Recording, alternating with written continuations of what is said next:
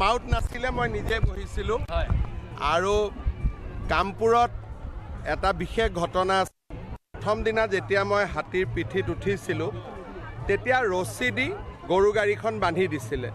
হাতীটো যেতিয়া চলিলে তেতিয়া গৰু গাড়ীখনে ৰছী আছিল কাৰণে গৰু গাড়ীখনে আহি হাতীটোৰ ভৰিত খুন্দা মাৰি দিলে আৰু হাতী বিকুদৰ পগলাৰ দৰে ইফাল সিফাল একদম দৌৰিব আৰম্ভ কৰিলে সেই মুহূৰ্তত মই সৰু আছিলোঁ হাতীৰ পৰা পৰি যাব লাগিছিল কিন্তু যেনে তেনে মই হাতীটো ধৰি থাকিলোঁ আৰু এসময়ত মাউতে হাতীটোক কণ্ট্ৰল কৰিলে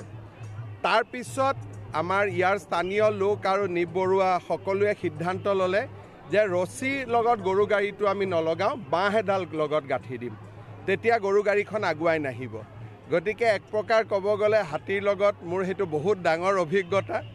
আৰু তেতিয়া মই ক্লাছ 6ত পঢ়িছিলোঁ যেতিয়া হাতী একদম চিঞৰ বাখৰ কৰি চাৰিওফালে ঘূৰিছে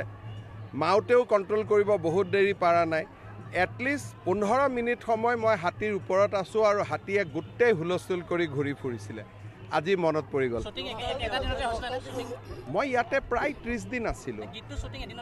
গীতটোৰ শ্বুটিং প্ৰায় 7 দিন লাগিছিলে 7 দিনতকৈ তেতিয়া চিনেমা একদম লগে লগে নহৈছিল আজি মাত্ৰ এটা শ্বট কালি এটা শ্বট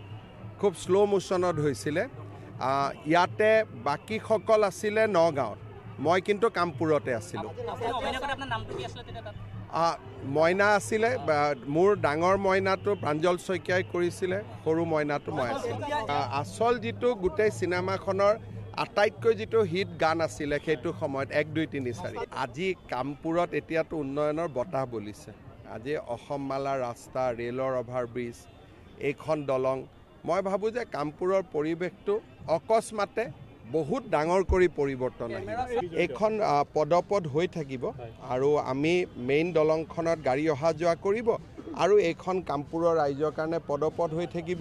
গধূলি ইভিনিং ৱাক কৰিব আহিব পাৰিব এটা ভাল পৰিৱেশ এটা ইয়াত পাব